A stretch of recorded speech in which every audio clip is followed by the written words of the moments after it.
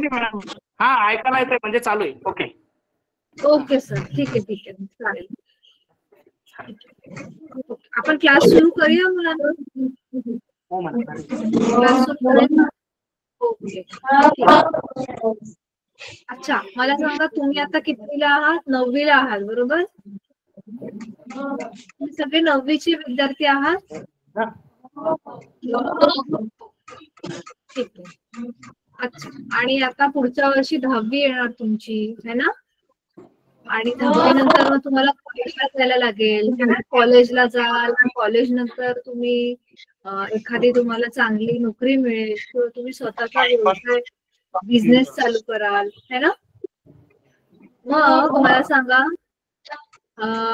कुठेही आपल्याला नोकरी करायची असेल किंवा व्यवसाय करायचा असेल तर त्याच्यासाठी जे शिक्षण लागणार आहे ते तुम्ही शाळेमधून आणि कॉलेजमधून तुम्हाला मिळेल, बरोबर आहे? बरोबर बोलते मी? ओके. पण तुम्हाला कोणत्याही क्षेत्रामध्ये जे काम असतं आपलं ते चांगल्या प्रमाणे म्हणजे चांगल्या पद्धतीने जर ते पार पाडायचं असेल तर कोणते कोणते गुण आपल्याकडे असायला पाहिजेत? कोणी सांगू शकेल का? कोणत्याही क्षेत्रामध्ये आपल्याला जर कोणतंही काम, हा बोल बेटा, एकेकाने बोला. बोलता आलं पाहिजे. हा बरोबर, बोला. बोलता आलं पाहिजे. Yes, perfect. कोणी दिलं हे उत्तर? सरांनी दिलं उत्तर. अच्छा, ओके. मुलगीच देत होती पण ते लाजत होती ना मॅडम. अच्छा अच्छा अच्छा, ठीक आहे sir, no problem. Very good. कुठेही आपल्याला जायचं असेल, काही काम करायचं असेल, आपल्याला बोलता आलं पाहिजे व्यवस्थित, ना? यालाच आपण म्हणतो संवाद कौशल्य. ठीक आहे. आपण आज जो आपला टॉपिक आहे, आजच्या क्लासचा विषय आहे संवाद कौशल्य. म्हणजे कुठेही जायचं असेल आपल्याला, कुठे कोणाशी बोलायचं असेल, ते अगदी घरामध्येही असेल. ठीक आहे. घरात सगळ्यांचे माईक थोडा वेळ मिळतो. थोड्या वेळाने मी माईक ऑन करते. सो आपल्याला कधीही घरामध्ये पण कोणाशी जर बोलायचं असेल, मित्रमैत्रिणींशी जेव्हा आपण खेळायला जातो त्यांच्यासोबत किंवा त्यांच्यासोबत एखादा प्रोजेक्ट करत असतो, है ना, किंवा पुढे जाऊन तुम्हाला नोकरी मिळेल चांगली, तुम्ही कुठेतरी स्वतःचा व्यवसाय तुमच्यापैकी काही जण सुरू करतील, सगळीकडे आपल्याला बोलणं गरजेचं आहे, बरोबर? बोलल्याशिवाय आपली कामं होऊ शकत नाही, बरोबर आहे? पण जर आपल्याला व्यवस्थित बोलता येत नसेल, आपले विचार व्यवस्थित मांडता येत नसतील, है ना, अगदी आता सुद्धा शाळेमध्ये तुम्ही जेव्हा शिक्षक तुम्हाला शिकवत असतात त्यावेळेला तुम्हाला एखादा प्रश्न पडला असेल पण तुम्हाला तो प्रश्न नीट विचारता येत नसेल किंवा शिक्षक तुम्हाला विचारतात मधूनच, है ना, आतापर्यंत मी काय शिकवलं सांगा बरं, बोलून दाखवा, है ना, तर त्यावेळेला तुम्हाला कळालेलं असतं कधी कधी की शिक्षकांनी काय शिकवलं हे तुमच्या डोक्यात फिट असतं, पण तुम्हाला ते बोलून नीट सांगता येत नसतं, है ना, तुम्हाला ते म्हणजे शब्दात कसं उतरवायचं हे तुम्हाला कळत नसतं. तर आज आपण जो विषय आहे आपला हा संवाद कौशल्यावरतीच आहे की आपण कुठेही गेलो सगळीकडे आपल्याला व्यवस्थित बोलता आलं पाहिजे. जिथे ज्या पद्धतीने बोलणं गरजेचं आहे त्या पद्धतीने आपण कसं बोलायचं ह्या सगळ्या बाबतीत आज थोडक्यात आपण जाणून घेणार, ठीक आहे. आणि हळूहळू तुम्हाला थोडा थोडा ह्याच्यातलं अजून डिटेलमध्ये पण शिकायला जाईल, ठीक आहे. ओके. सो संवाद कौशल्याला इंग्लिश मध्ये म्हणतात कम्युनिकेशन स्किल्स, ठीक आहे. मी ही पीपीटी मुद्दाम इंग्लिश मध्ये ह्यासाठी ठेवली आहे की आता हळूहळू तुम्ही 10वी तुमची जवळ आहे, तुम्ही आता 9वीला आहात, तुम्हाला इथून पुढे कॉलेजमध्ये जेव्हा पण तुम्ही शिक्षण घ्यायला जाल बरेचशा पुस्तकांमध्ये जो अभ्यास असतो तो इंग्लिश मध्येच असतो, है ना. आणि आजकाल इंग्लिश जी ही जागतिक स्तरावरती वापरली जाणारी भाषा आहे त्यामुळे आपल्याला आतापासूनच त्याचा सराव चांगला असायला पाहिजे, ठीक आहे. जर आपल्याला खूप चांगलं मोठं काहीतरी बनायचंय पुढे जाऊन तर इंग्लिश भाषा येणं ही आपली आत्ताची काळाची गरज झालेली आहे, ठीक आहे. म्हणून ह्याच्यामध्ये मी इंग्लिशमध्ये सगळं पीपीटी मध्ये तुम्हाला सगळं इंग्लिश दिसेल, पण तुम्ही टेन्शन घेऊ नका, मी तुम्हाला मराठीमध्ये व्यवस्थित समजावून सांगेन. ठीक आहे, त्याच्यामुळे तुम्हाला काही प्रॉब्लेम येणार नाही. ओके, आता आपण सुरू करूया. कम्युनिकेशन स्किल्स किंवा संवाद कौशल्य जे असतात ह्याच्यामध्ये 4 महत्वाचे घटक असतात. ठीक आहे, सगळ्यात पहिले कोणत्याही भाषेमध्ये, आता ते हिंदी भाषा असेल, मराठी भाषा असेल किंवा इंग्लिश भाषा, कोणत्या तरी एका भाषेमध्ये तरी आपल्याला चांगल्या पद्धतीने संवाद करता आला पाहिजे. मग आता आपण असं कसं ओळखायचं की आपलं संवाद कौशल्य चांगलं आहे की नाहीये, है ना? काहीतरी मापदंड असायला पाहिजे त्याच्यावर. मग आपण ओळखण्यासाठी काय करणार, 4 गोष्टी चेक करतो.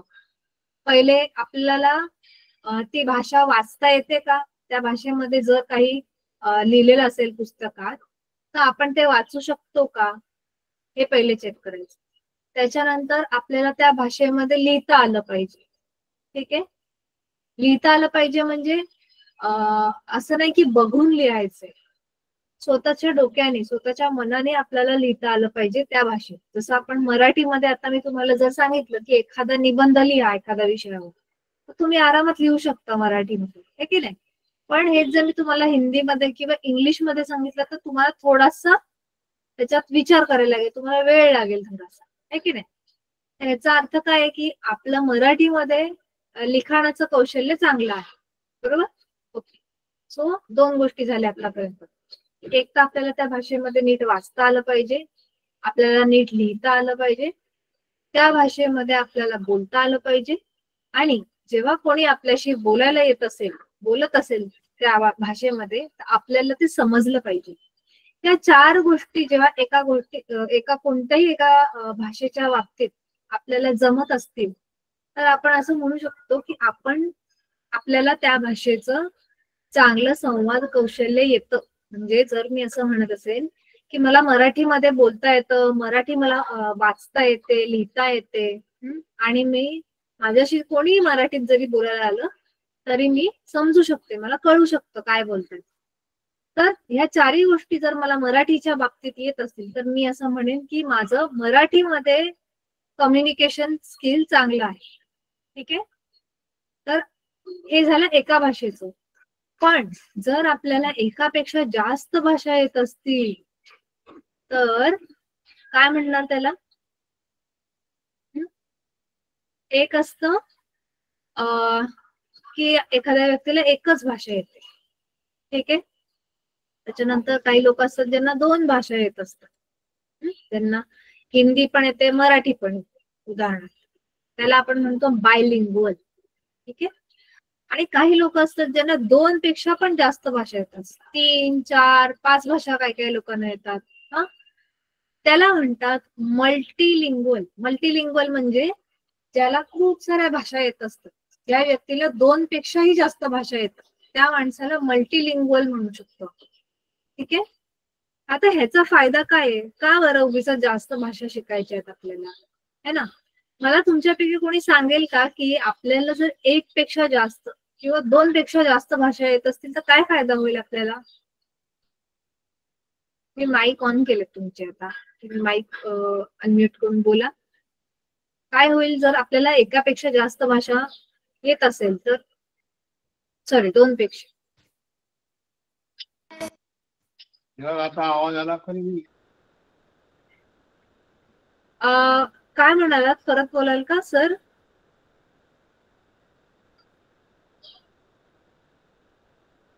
शहादा शाळेतून कोणीतरी आता बोललं काहीतरी, तुम्ही प्लीज रिपीट कराल का?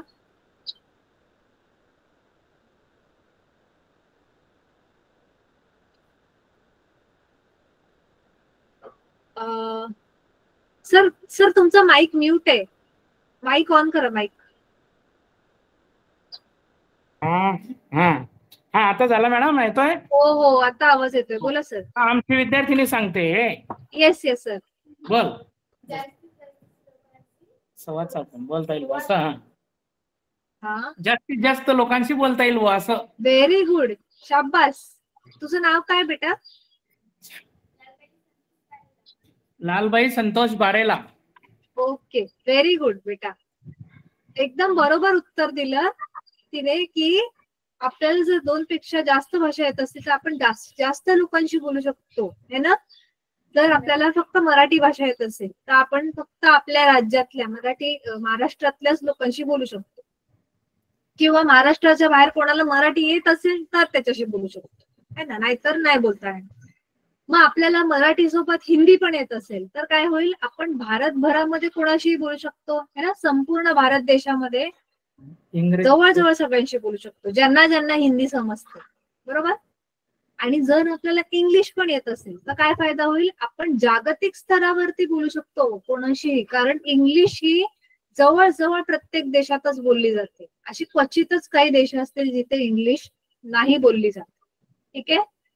आणि त्यातून पण जर तुम्हाला अजून एक चौथी भाषा येत असेल, म्हणजे एखाद्या दुसऱ्या देशातली भाषा, परदेशातली भाषा, मग तुम्हाला त्या देशातल्या लोकांशी पण बोलता येईल. म्हणजे समजा उदाहरण घेऊया, रशिया जो देश आहे, ठीक आहे. रशिया देशातली जी भाषा आहे रशियन लँग्वेज, तुम्हाला जर ती भाषा येत असेल तर तुम्ही ऑटोमॅटिक रशियन लोकांशी त्या भाषेत संवाद करू शकता. पण याचा फायदा काय होईल, नुसतं गप्पा थोडी ना मारायच्यात आपल्याला लोकांशी, है ना. आपल्याला हा कशासाठी ही गोष्ट शिकायची आहे की आपण पुढे जाऊन येस, नोकरी व्यापार करू शकतो. Perfect, yes. त्यासाठी आपल्याला जास्त भाषा येत असतील तर ते आपल्याच फायद्याचं आहे, ठीक आहे. ओके, व्हेरी गुड मुलांना. आता हे की नाही मुलांना, ही छोटीशी डायग्राम आहे, ह्याच्यामध्ये थोडक्यात दाखवलं गेलेलं आहे की कम्युनिकेशन म्हणजे संवाद जो आहे त्याची प्रक्रिया कशी असते, ठीक आहे. ह्याच्यामध्ये बघा, हा एक छोटासा मुलगा आहे तुमच्यासारखा, आणि ही त्याची वर्गमैत्रीण आहे, आणि हे दोघे जण. आता ही काय हा विचारतोय तिला काहीतरी, काय विचारतोय, वेअर आर यू गोइंग. ठीक आहे, वेअर आर यू गोइंगचा अर्थ होतो काय, तर कुठे चालली आहेस, ठीक आहे. तर इथे काय होतंय, 2 लोक जेव्हा बोलतायत तेव्हा एक माणूस असतो जो त्या संवादाची सुरुवात करत असतो, ठीक आहे. आणि एक माणूस असतो जो ज्यांनी संवाद सुरू केलेला आहे त्याला प्रतिसाद देत असतो, बरोबर. तर ह्यांनी प्रश्न विचारलाय, asking for information. Asking for information म्हणजे माहिती विचारतोय तो, तू कुठे चाललीस. तर ती त्याला उत्तर काय देतेय, आय एम गोइंग होम, मी घरी चाललीये, ठीक आहे. ह्यानी तिला काहीतरी माहिती विचारलीये, ती त्याला त्याच्या प्रश्नाला अनुसरून जी माहिती गरजेची आहे ती माहिती ती त्याला सांगते.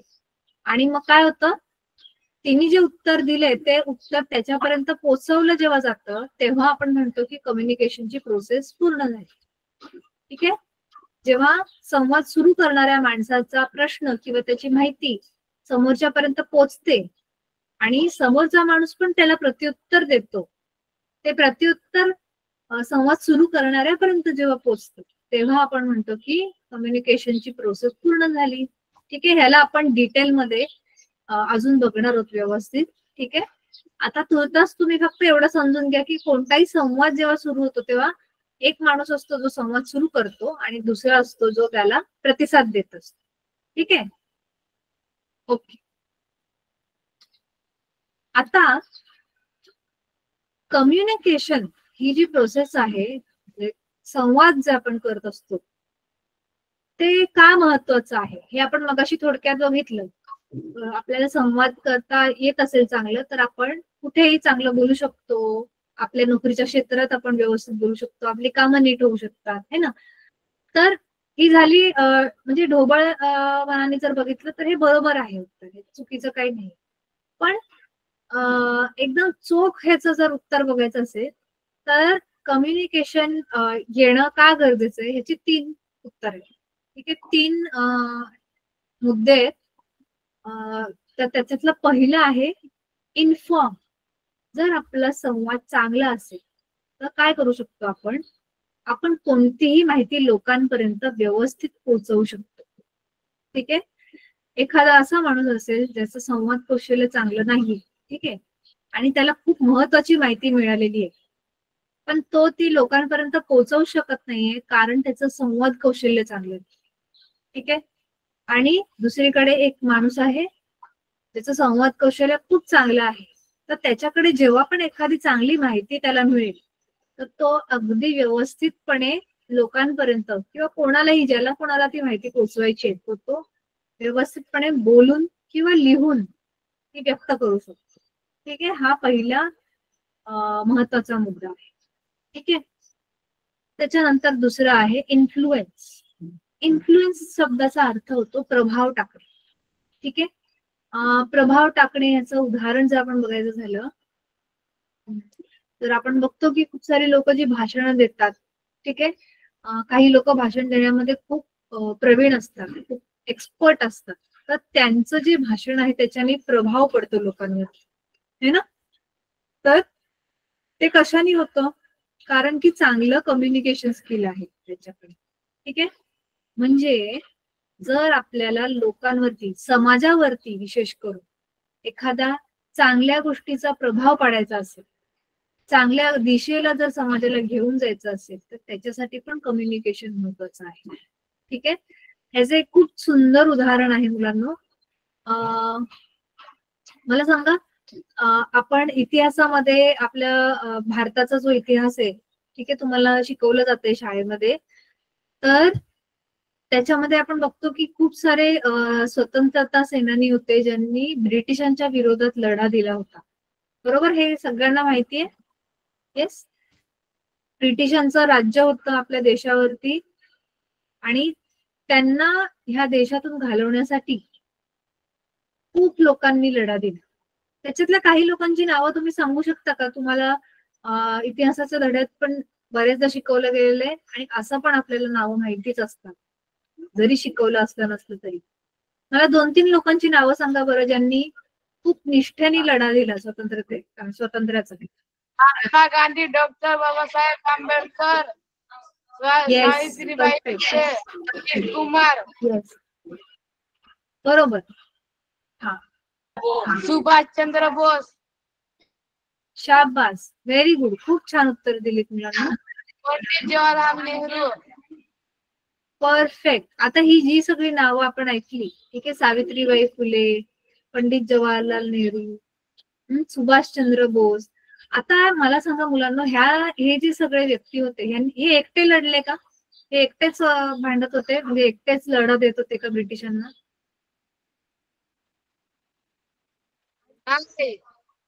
नाही. मग कसं काय केलं त्यांनी हे सगळं साध्य? एकत्र मिळून लोकांना एकत्र केलं. बरोबर, परफेक्ट. आणि त्यांनी लोकांना एकत्र करण्यासाठी काय केलं? कसं एकत्र केलं त्यांनी लोकांना? भाषणं केली त्यांनी, है ना. भाषणं केली, लोकांसोबत संवाद केले वेगवेगळ्या पद्धतीने. काही जणांनी काय म्हणतो आपण वर्तमानपत्र, न्यूजपेपरच्या माध्यमातून संवाद केला लोकांशी, लोकांपर्यंत ती आग पोचवली, लढा देण्याची जी एक जिद्द आहे ती पेटवली लोकांच्या मनामध्ये. बऱ्याचशा नेत्यांनी भाषणांच्या द्वारे लोकांना जागं केलं. तर ह्याला आपण म्हणतो इन्फ्लुएन्स करणे. मी आता हे एवढी सगळी स्टोरी का बोलली तुमच्याशी, कारण इथे त्या लोकांचं कम्युनिकेशन स्किल खूप पॉवरफुल होतं. ठीक आहे. जेवढे पण स्वतंत्रता सेनानी होते त्यांचे संवाद कौशल्य इतके चांगले होते की ते लोकांना प्रभावित करायचे. लोकांना असं वाटायचं की मी यांना ऐकू, हे काहीतरी सांगतायत महत्वाचं, आणि मला पण ह्यांच्यासारखं बनायचंय, ही जिद्द त्यांच्यात निर्माण व्हायची. ठीक आहे. तर हा दुसरा फायदा होतो. जेव्हा आपलं कम्युनिकेशन स्किल चांगलं असतं तेव्हा ऑटोमॅटिक आपण दुसऱ्यांवरती प्रभाव टाकू शकतो, समाजाला दिशा देऊ शकतो. ठीक आहे. आणि तिसरं काय आहे? तिसरं, एक्सप्रेस फिलिंग्स. आपल्या ज्या भावना असतात त्या आपण योग्य रीतीने आपण प्रकट करू शकतो. ठीक आहे. आपल्या भावनांना वाट चांगली देऊ शकतो. ठीक आहे. काही जणांना आपण बघतो की त्यांना जेव्हा राग येतो ते खूप विचित्र प्रकारे त्यांच्या रागाला व्यक्त करतात, है ना. तुम्ही बघितलं असं कोणाला? येस, आपण बघतो काही काही मुलं असतात खूपच रागीट असतात, त्यांना राग आला की ते अतिशय विचित्रपणे वागतात. आणि अशी पण काही मुलं असतात ज्यांना राग आलेलं असतं, वाईट वाटलेलं असतं, पण ते एकदम पद्धतशीरपणे काय म्हणू शकतो आपण त्याला, शिस्तबद्ध पद्धतीने त्यांच्या भावना व्यक्त करतात, की ज्याच्याने समोरच्यापर्यंत त्यांचा मेसेज पण पोहोचतो आणि कोणाचं नुकसानही होत नाही. ठीक आहे. तर जेव्हा आपलं कम्युनिकेशन चांगलं असतं तेव्हा आपल्या मनामध्ये ज्या गोष्टी असतात, ज्या भावना असतात, त्या पण आपण व्यवस्थितपणे समोरच्याकडे त्याला पोहोचवू शकतो. ठीक आहे. अदरवाईज काय होतं, बरेचदा तुमच्यासोबत पण असं झालं असेल की आपल्या मनामध्ये खूप आपल्याला कधी कधी वाईट वाटलेलं असतं, कधी कधी आपले मित्रमैत्रिणी आपल्याला ओरडतात किंवा त्यांच्यासोबत भांडण होतं आपलं, किंवा आई वडील जेव्हा ओरडतात तर आपल्याला खूप वाईट वाटतं आणि आपण ते सगळं मनामध्ये साचवून ठेवतो, आपण बोलत नाही, है ना. तर हे कधी होतं, जेव्हा आपलं कम्युनिकेशन चांगलं नसतं, कारण आपल्याला कळतच नसतं की हे व्यक्त कसं करायचं, है ना, आपल्याला समजतच नसतं. आपण आता हे सगळं हळूहळू शिकणार. ठीक आहे. की आपल्याला जेव्हा वाईट वाटतं, जेव्हा आपल्याला राग येतो, तर कोणत्या पद्धतीने आपण ते व्यक्त केलं पाहिजे. ठीक आहे. इथपर्यंत सगळ्यांना समजलंय का मी आता जे काय काय बोलत होते? थोडं थोडं कळलं असेल तर हँड रेस करा, हात वरती करा. हो समजलं. Very good. एक कोणता तरी पॉइंट सांगाल तुम्हाला आतापर्यंत जो समजला, एखादी गोष्ट जी तुम्हाला समजली आतापर्यंत मी जे काय बोलली त्याच्यावर. माईक सर, माईक ऑफ आहे, माईक ऑन करा.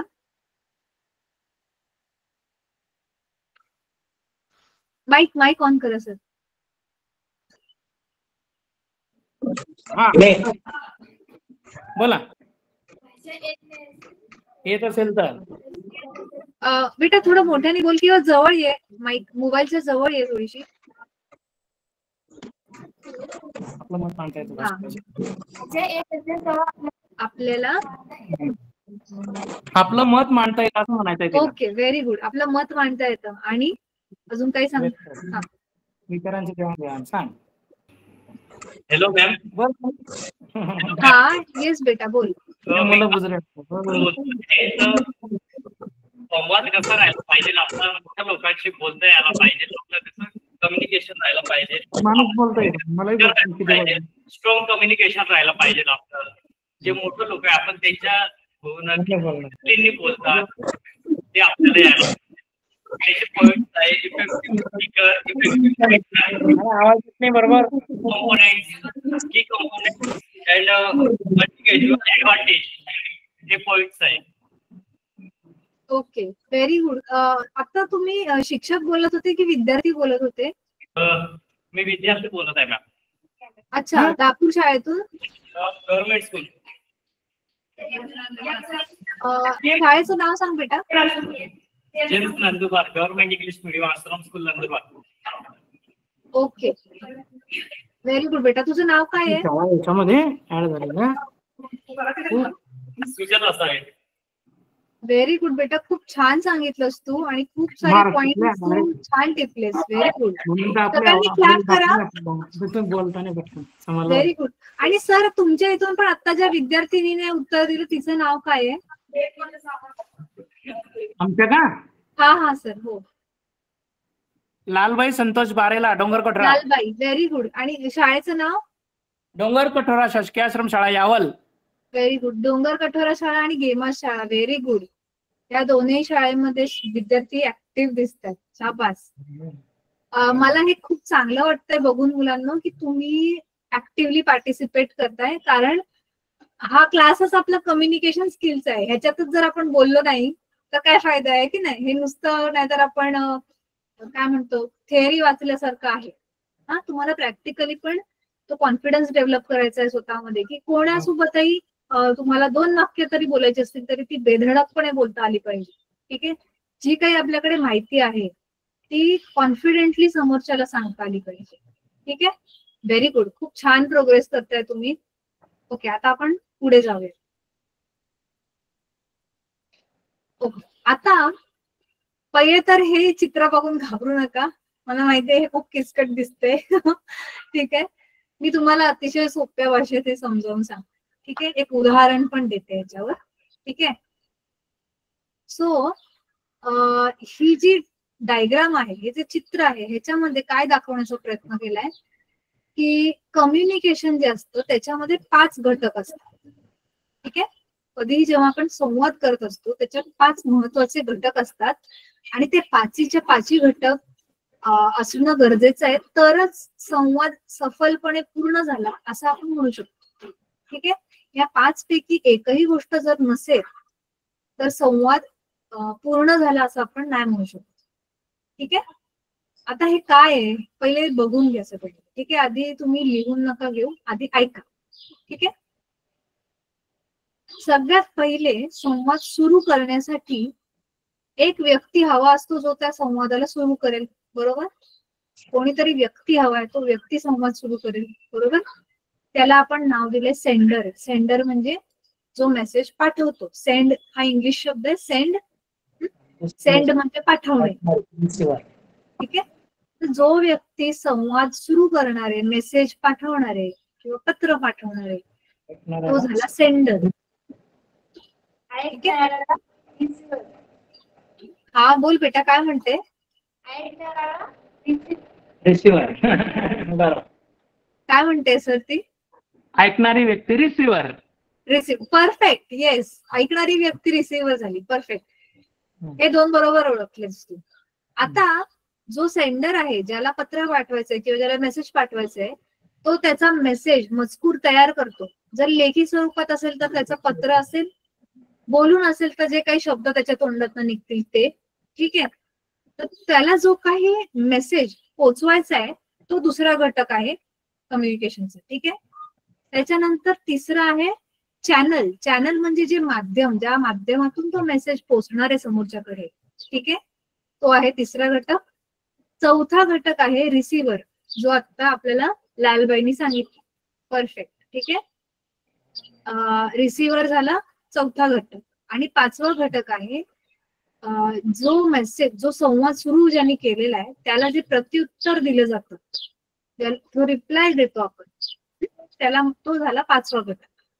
ठीक आहे. आता ह्याच्यामध्ये कोणाला डाऊट आहे तर मला सांगा. मी ह्याच्या ना एक छानशी डायग्राम कडून पण हवं तर तुम्हाला एक्सप्लेन करते. तुम्हाला 5 घटक कोणते हे कळाले का कम्युनिकेशन मधले? कोण सांगू शकेल मला? Sender receiver. Sender receiver.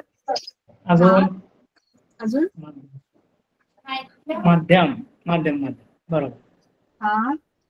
Perfect. अजून 3 झाले. आणि अजून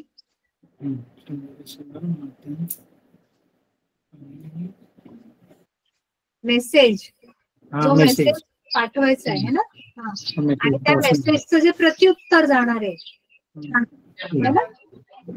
व्हेरी गुड. बाकीच्या मुलांना कळालं का? डोंगर कठोरा शाळेतल्या मुलांना कळालं असं मला वाटतं. सर तिथे मागे जे मुलं दिसतात खूप लांब बसले, त्यांच्यापर्यंत आवाज पोहोचत नसेल तर त्यांना पुढे बोलवू शकता का तुम्ही? हो. या रे, पुढे या रे बाळांनो. मोठे झाले म्हणजे इतके. बाळ म्हणजे तुम्ही पण बाळच आहात. या. हसतात तेव्हा बाळ म्हटलं की ते उंच ना, माझ्या एवढे उंच आहेत ना म्हणून.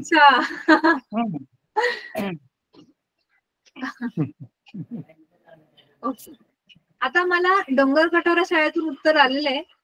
बाकी मला अजून एका शाळेकडून हे उत्तर ऐकायचंय. कोण सांगणार आहे? गेमास शाळा नाही. आता गेमास शाळेतून मगाशी एका विद्यार्थ्यांनी उत्तर दिलेलं आहे. आता कोणत्या तरी दुसऱ्या शाळेने उत्तर द्या. चला बघूयात. माझं तुमचं लक्ष किती आहे बघायचंय मला. आणि नाही समजलं तरी पण सांगा की मॅडम काहीच नाही कळालं मला, परत सांगा. असं पण असेल तरी बोला. हा बोल बेटा. गेमास शाळेने हँडरेस केलं. बोल बेटा.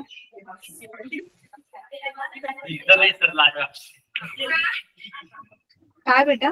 त्याची प्रोसेस अशी आहे मॅम की स्टार्टिंग कसं होतं, सेंडर पासून होते स्टार्टिंग. Very good. मेसेज टाकतोय किंवा सेंड करतोय जे बोलणार आहे तिथून प्रोसेस स्टार्ट होते. ती प्रोसेस कशी चालू होते? पहिले तो मेसेज देतो आहे, तो कशाबद्दल देतो आहे, इन्फॉर्मेशन आहे किंवा मेसेज आहे तो देतो. तिसरं आहे की तो कसा अभाव देतोय, म्हणजे कशाबद्दल देतोय, त्याचा माध्यम कोणता आहे, जसं पाठ, फोन, फेस टू फेस और रायटिंग, असं तो त्या माध्यमाने देतोय तो. आणि शाबास. आहे तो रिसिव्हर, म्हणजे जो त्या मेसेजला रिसिव्ह करतोय किंवा उचलतोय.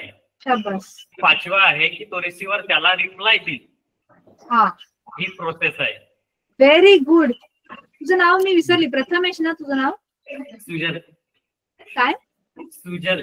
सुजल. व्हेरी गुड सुजल. शाबास. अतिशय सुंदर पद्धतीने सुजलनी समजावून सांगितलेलं आहे. आपण याचं एक उदाहरण बघूयात. ठीक आहे. आता ही जी प्रोसेस आहे ही पूर्वीच्या काळी पण व्हायची आणि अजून पण चालू आहे. ठीक आहे. पत्राच्या बाबतीत जर बघायचं झालं तरी पण हे होतं. ठीक आहे. जो पत्र लिहिणारा आहे तो झाला सेंडर, जे त्याचं पत्र आहे ते झालं त्याचा मेसेज, त्याच्यानंतर ते पत्र कोणतरी घेऊन जाईल, बरोबर. तो पत्र घेऊन जाणारा जो कोणी माणूस आहे तो झाला माध्यम. येस. त्याच्यानंतर ते पत्र ज्याच्यासाठी लिहिलं गेलं होतं तो माणूस झाला रिसिव्हर. मग तो काय करतो, तो रिसिव्हर पत्र वाचतो. पत्र वाचून झाल्यानंतर तो त्याचं उत्तर लिहितो, प्रत्युत्तर म्हणून तो दुसरं पत्र लिहिल त्याच्यासाठी. आणि मग ते पत्र जेव्हा पुन्हा त्या माणसाकडे पोहोचेल तेव्हा आपण म्हणतो की कम्युनिकेशन सायकल पूर्ण झाली. येस. ठीक आहे. सो ही झाली 5 मूळ घटक, त्याच्यामुळे कम्युनिकेशन पूर्ण होतं. आता या 5 पैकी आता विचार करा तुम्ही की जो सेंडर आहे, ज्याला पत्र पाठवायचंय किंवा ज्याला बोलायचं आहे फोनवर पण है ना, फोनच्या बाबतीमध्ये माध्यम काय झालं, मोबाईल जो आपला फोन असतो. ठीक आहे. किंवा आजकाल आपण व्हॉट्सअप वरती चॅटिंग करतो. सगळ्यांनी व्हॉट्सअप वापरले? कोणी कोणी व्हॉट्सअप वापरले? येस. आम्ही अरे वा, व्हेरी गुड. खूप सारी मुलं आहेत तिथे. केशव मराठी सरांचे ते पण शाबास. सो व्हॉट्सअप मध्ये पण सेम प्रोसेस आहे ना, फक्त तिथे चॅनल काय आहे, इंटरनेट आहे. इंटरनेट किंवा जे व्हॉट्सअपचं ऍप आहे ते. ठीक आहे.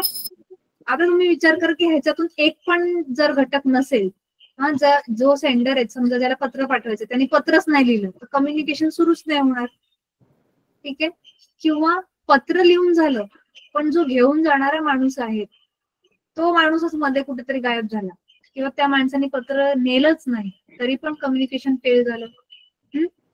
किंवा पत्र पोचलं, ज्याच्यासाठी पत्र लिहिलं होतं त्या माणसापर्यंत पत्र पोचलं पण त्या माणसाने ते पत्र उघडून वाचलंच नाही, तरी पण ह्या सगळ्या प्रयत्नांचा काही फायदा नाही है ना. आणि जर सगळं झालं, सेंडरनी पत्र लिहिलं, माध्यमाद्वारे ते पत्र पोचवलं गेलं, पत्र वाचलं सुद्धा रिसिव्हरने, पण त्याचं प्रत्युत्तरच दिलं नाही, तरी पण कम्युनिकेशन फेल होतं. असं आपल्यासोबत पण होतं ना की जेव्हा विशेष करून जेव्हा आपले मित्रमैत्रिणींसोबत भांडण होतं है ना, तर आपला मित्र किंवा आपली मैत्रीण जी आहे ती आपली समजूत काढायला येते, ते आपल्याशी बोलतात आणि आपण उत्तरच देत नाही त्यांना, कारण आपल्याला एवढा राग आलेला असतो की आपल्याला बोलायचंच नसतं. मग फक्त तेच बोलत असतात, आपण बोलतच नसतो. मग कम्युनिकेशन तिकडे फेल झालं आहे ना. सो हे उदाहरण दिलं मी मजेशीर, पण आय थिंक तुम्हाला आता क्लिअर झालं असेल है ना. ओके. आता पुढे जाऊयात, आपण पुढचं बघूया. कोणाला डाऊट आहे, प्रश्न आहे कोणाला काही? कधी कधी स्वतःशीच बोलतो म्हणा माणूस. कोण बोलतं स्वतःशी? Very good. ऍक्च्युली आपण 24 तास स्वतःशी बोलत असतो. तो monologue monologue. Yes sir, perfect. स्वगत. हा, जाऊ द्या, मरू द्या त्याला तिकडे, स्वतःशीच बोलतो. स्वतःशी बोलू. हा, बरोबर बोललात सर. येस, ठीक आहे. सो आता आपण पुढचं बघूया. शाबास. ओके. आता हा एक महत्वाचा मुद्दा आहे मुलांनो, ज्याच्यानी कम्युनिकेशन जे आहे किंवा जो संवाद असतो दोन लोकांमधला त्याच्यावर खूप मोठा परिणाम होत असतो. ह्याला म्हणतात पर्स्पेक्टिव्ह. पर्स्पेक्टिव्ह ह्या शब्दाचा अर्थ असतो दृष्टिकोन. ठीक आहे. जेव्हा पण दोन लोक एखाद्या विषयावर चर्चा करत असतात, तुम्ही टीव्ही वरती कदाचित जर कधी बघितलं असेल, न्यूज चॅनल जर बघितले असतील तुम्ही, न्यूज चॅनल वरती डिबेट असतात. डिबेटला काय म्हणतात बरं मराठीमध्ये, किंवा चर्चा असतात. न्यूज चॅनलवरती एखादा विषय असतो, त्याच्यावरती 3-4 लोक येतात आणि ते चर्चा करत बसतात त्याच्यावर. आता एक विषय एकच असतो, पण त्या एका विषयाबद्दल वेगवेगळ्या व्यक्तीचा वेगवेगळा दृष्टिकोन असतो. ठीक आहे. तर असं गरजेचं नाहीये की दरवेळेला जी लोक, समजा 2 लोक बोलत असतील, आता इथे उदाहरण घेऊया, ही 2 लोक आहेत. आता ही 2 लोक समजा क्रिकेट या विषयावर चर्चा करतात. ठीक आहे. एकाला वाटतंय की क्रिकेट खूप चांगलं आहे, एकाला वाटतंय नाही क्रिकेट अजिबात चांगलं नाही. हा, तर आता हा प्रत्येकाचा दृष्टिकोन आहे. एकाच्या दृष्टीने क्रिकेट चांगलं आहे, एकाच्या दृष्टीने क्रिकेट चांगलं नाही. आता मला सांगा की हे 2 व्यक्ती ज्यांचे दृष्टिकोन अगदी विरुद्ध आहेत त्या विषयाला घेऊन, यांचं कम्युनिकेशन फेल कशामुळे होऊ शकतं? विसंवाद. ओके सर, मी रिक्वेस्ट करेल की तुम्ही नका उत्तर देऊ, मुलांना ट्राय करू द्या, म्हणजे त्यांना पण थोडं. येस ओके ठीक आहे. सो कधी पण 2 लोकांचं जेव्हा मत पटत नसतं एखाद्या विषयाला घेऊन, तर त्यांच्यामध्ये वाद कधी होतात? जेव्हा पहिली व्यक्ती दुसऱ्या व्यक्तीचा दृष्टिकोन समजून घेत नसते, किंवा दुसरी व्यक्ती पहिल्या व्यक्तीचा दृष्टिकोन समजून घेत नसते. किमान एकाने जर समोरच्याचा दृष्टिकोन समजून घ्यायचा प्रयत्न केला, तर तिथे मिसअंडरस्टँडिंग, ज्याला आपण म्हणतो गैरसमज, ते होत नाहीत. पण जर दोघेही बोलणारे व्यक्ती आपल्याच दृष्टिकोनावर अडून राहिले आणि त्यांनी समोरच्याचा दृष्टिकोन समजून घ्यायचा अजिबात प्रयत्न नाही केला, तर त्या केसमध्ये काय होतं? वाद होतात. आणि मग ज्या उद्देशाने ते लोक भेटलेले असतात, जे उद्देश त्यांना सफल करायचं असतं, ते पूर्ण होत नाही. ठीक आहे. आता हे कुठेही होऊ शकतं. आपण शाळेमध्ये तर साधी चर्चा करत असतो आपल्या मित्रांसोबत किंवा सवंगडी जे असतात आपल्या, पण जेव्हा आपण ऑफिसमध्ये जातो, कुठच्या कार्यक्षेत्रात जातो, जिथे आपल्याला एखाद्या महत्वाच्या गोष्टीसाठी मीटिंग करायची असते, एखादी महत्वाचा निर्णय घ्यायचा असतो, त्यावेळेला जर ती जी लोक आहेत बोलणारी, त्यांची मतं जेव्हा पटत नाहीत, तेव्हा ते निर्णय जे ते सफल होत नाहीत. ठीक आहे. त्यांना जे ध्येय गाठायचं असतं ते पूर्ण होत नाही. पण जेव्हा लोक एकमेकांना सामावून घेतात, समोरच्याचा दृष्टिकोन समजून घ्यायचा प्रयत्न करतात, तेव्हा त्यांना जे काही साध्य करायचं असतं ते पूर्ण होतं. ठीक आहे. सो आपण दृष्टिकोन नेहमी लक्षात ठेवायला पाहिजे.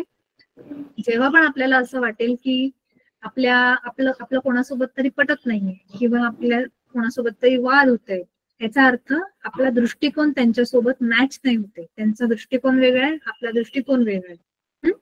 तर आपण जितकं शक्य होईल आपण प्रयत्न करायचा असतो की समोरच्याच्या दृष्टिकोनातून विचार करायचा. ठीक आहे. जर आपल्याला खरोखर ती जी आपली मैत्री आहे त्या व्यक्तीसोबत, किंवा आपल्या आई वडिलांसोबतचं जे रिलेशन आहे ते चांगलं ठेवायचं असेल ना, तर आपल्याला त्यांचा दृष्टिकोन पण समजून घेणं गरजेचं आहे. ठीक आहे. तर हे झालं दृष्टिकोनाबद्दल.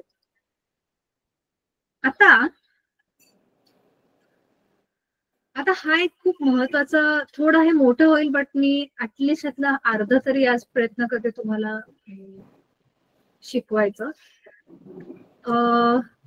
आता आपण हे बघणार आहोत मुलांनो, की जेव्हा आपण संवाद करत असतो कोणाशी पण, आपल्या शिक्षकांसोबत, आपल्या घरी आई वडिलांसोबत, किंवा आपल्या मित्रांसोबत, मैत्रिणींसोबत, तेव्हा ह्या 1 2 3 4 5 6 7 8 गोष्टी अशा आहेत ज्याच्यामुळे संवाद खंडित होऊ शकतो. ठीक आहे. किंवा संवाद पूर्ण होत नाही. ठीक आहे. तर पहिला आहे भाषा. ठीक आहे. जर आपल्याला समोरच्याची भाषा माहित नसेल, किंवा समोरच्याला आपली भाषा माहित नसेल, तर संवाद होत नाही. राईट. हे शक्यतो कधी होतं? जेव्हा मोठे मोठे लोक बिझनेस करतात, ठीक आहे, व्यापार करतात, तर जेव्हा परदेशात व्यापार करायचा असतो, बिझनेस करायचा असतो, तर त्या देशातली भाषा जर आपल्याला समजत नसेल, तेव्हा हा प्रॉब्लेम येतो. मग आपण त्याच देशामध्ये व्यापार करू शकतो ज्या देशातली भाषा आपल्याला समजत असते आणि ज्यांना आपली भाषा येत असते. ठीक आहे. तर भाषा खूप महत्वाची आहे. आपल्याला आत्ता प्रॉब्लेम येत नाही, कारण आपण सगळे एकाच गावात राहतो, एकाच म्हणजे राज्यातले आहोत तर आपल्याला आपली आपली भाषा माहित असते, है की नाही. हा प्रॉब्लेम तेव्हा येतो जेव्हा आपण दुसऱ्या राज्यामध्ये जातो किंवा आपण दुसऱ्या देशात जातो. ठीक आहे. तुम्ही कधी बघितलं असेल की जेव्हा फॉरेनर लोक आपल्या देशात येतात तेव्हा त्यांना आपल्या इथे खूप प्रॉब्लेम होतात, कारण त्यांना फक्त शक्यतो इंग्लिश भाषा येत असते किंवा ते ज्या कुठच्या देशातून आलेले असतात त्या देशातली भाषा त्यांना येत असते. त्यांना काय हिंदी मराठी हे सगळं येत नसतं, है ना. खूप असे असतात काही फॉरेनर जे शिकतात आता आजकाल.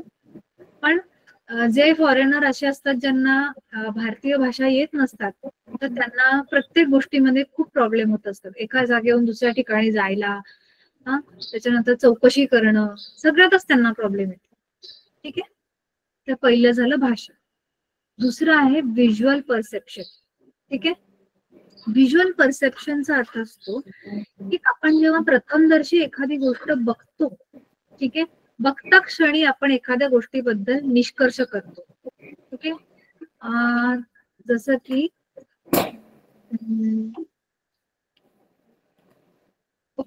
जसं की तुम्ही बघता जे आपण रस्त्यावरती वेगवेगळे बोर्ड लावलेले असतात, तुम्ही कधी बघितलं असेल, ट्रॅफिकचे बोर्ड असतात किंवा जे सायन्स काय म्हणतो आपण त्याला, दिशादर्शक जे असतात, हायवेला बघायला मिळतात. ठीक आहे. तर ज्या लोकांना माहित नसतं की हे जे बाण आहेत त्याचा काय अर्थ आहे तर त्या लोकांना प्रॉब्लेम येतो.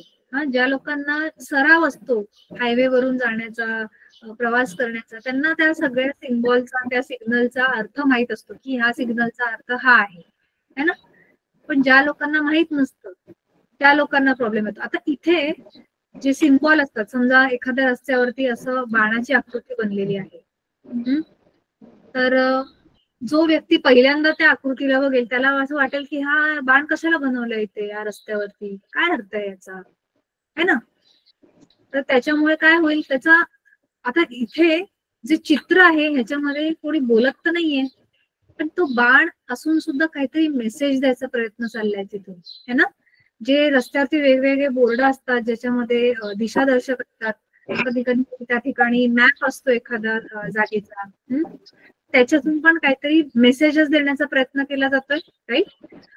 गरजेचं नाहीये की कम्युनिकेशन जे ते नेहमी बोलूनच होईल, है ना. कधी कधी लेखी स्वरूपात कम्युनिकेशन असतं, कधी कधी खुणांच्या द्वारे पण कम्युनिकेशन असतं, है ना. तर हे असतं व्हिज्युअल परसेप्शन, की ज्या खाणाखुणा असतात वेगवेगळ्या त्याचे अर्थ जर आपल्याला नीट माहित नसतील तरी पण आपण आपलं कम्युनिकेशन फेल होतं, म्हणजे आपण नीट जाऊ नाही शकत पुढे, है ना. सो ते दुसरी गोष्ट आहे. त्याच्यानंतर आहे पास्ट एक्सपिरियन्स. पास्ट एक्सपिरियन्स म्हणजे पूर्वी आपल्यासोबत जे अनुभव झालेले असतात आपल्या आयुष्यामध्ये त्याच्यावर पण आपलं कम्युनिकेशन आधारित असतं, बरं का. जसं की समजा तुम्ही एखाद्या दुकानामध्ये काहीतरी सामान आणण्यासाठी गेला, ठीक आहे, किराणाच्या दुकानात, आणि तिथे जो व्यक्ती आहे जो किराणा याच्यापेक्षा मोठा नाही बेटा. ओके. सो जो व्यक्ती आहे किराणा सामान विकणारा जो माणूस आहे त्यांनी समजा तुमच्याशी नीट नाही वागला, ठीक आहे, तुम्हाला काहीतरी चुकीचा वागला तुमच्याशी किंवा फसवलं त्यांनी तुम्हाला, तर पुढच्या वेळी तुम्ही जेव्हा त्याच्या दुकानात जाल तर तुमच्या डोक्यात काय असेल, तुम्ही तितक्याच काय म्हणू शकतो मोकळेपणाने त्याच्याशी बोलू शकाल का, है ना. कदाचित तुम्ही पहिलं तर जाणारच नाही त्याच्याकडे, किंवा जर तुमच्याकडे वेळ आली जायची की आता ह्याच माणसाकडे जायचं, यांनी मला मागच्या वेळेला फसवलं होतं, आता परत ह्याच माणसाशी बोलायची वेळ आली आहे मला, तर तुमचा बोलण्याचा जो काय म्हणू शकतो बोलण्याची जी पद्धत आहे त्याच्यावर प्रभाव पडेल की नाही पडेल त्या केसमध्ये, पडेल, राईट. सो आपले जे पूर्वीचे अनुभव असतात, काही लोक असतात ना त्यांना खूप अनुभव आलेले असतात की लोक त्यांच्याशी सारखी खोटं बोललेली असतात, तर त्याच्यामुळे त्यांना विश्वासच बसत नाही. मग ती लोक जे असतात ना ते नेहमी बोलताना खूप अशी विचार करून बोलतील, खूप चाचपडतील पहिले समोरच्याला, मगच ते बोलायला येतील तुमच्याशी.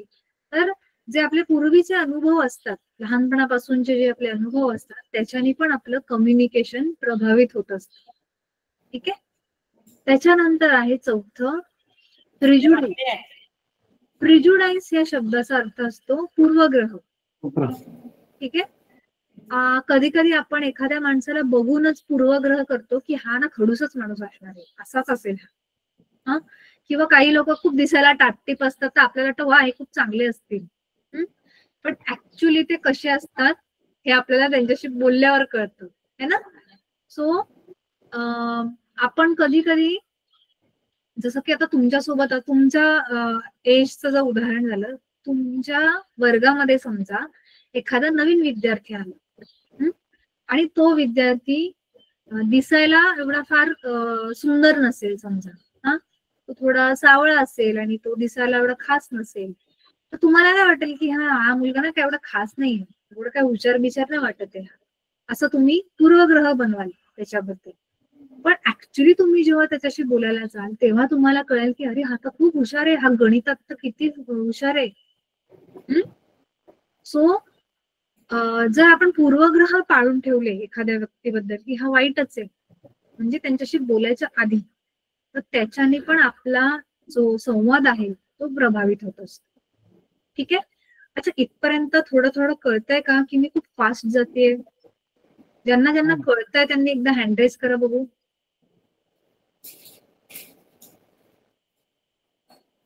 आपण इथे काय चर्चा करायचा प्रयत्न करतोय तुम्हाला लक्षात येतंय? आपला जो संवाद असतो त्याच्यावर कोणत्या कोणत्या गोष्टींचा प्रभाव पडत असतो, त्याच्यामुळे संवाद खराब होऊ शकतात किंवा होणारच नाही. ठीक आहे. थोडं थोडं कळतंय. ज्यांना थोडंसं कळालंय आतापर्यंत त्यांनी एखादा पॉइंट सांगा बघू मला. चुकलं तरी चालेल, काही हरकत नाही, मी अजिबात तुम्हाला ओरडणार नाही, मी पुन्हा एक्सप्लेन करेन.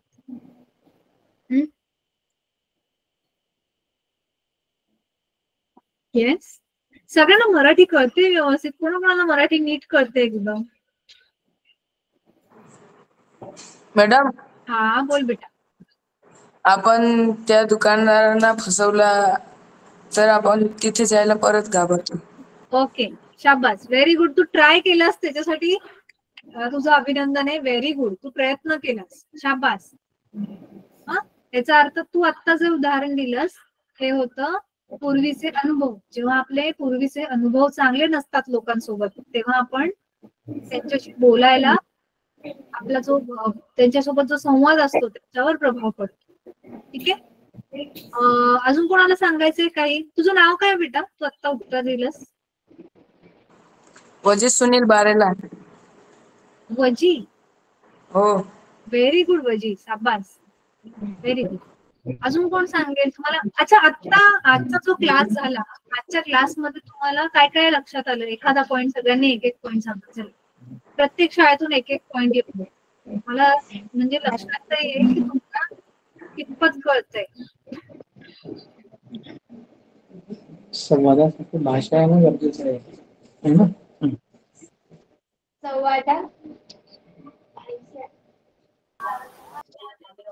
हा बोल बेटा.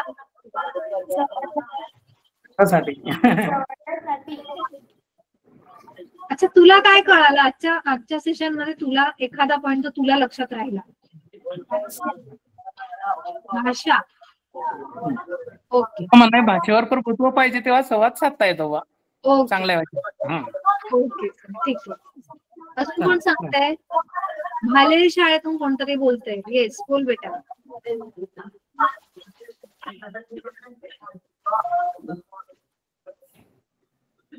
बोला.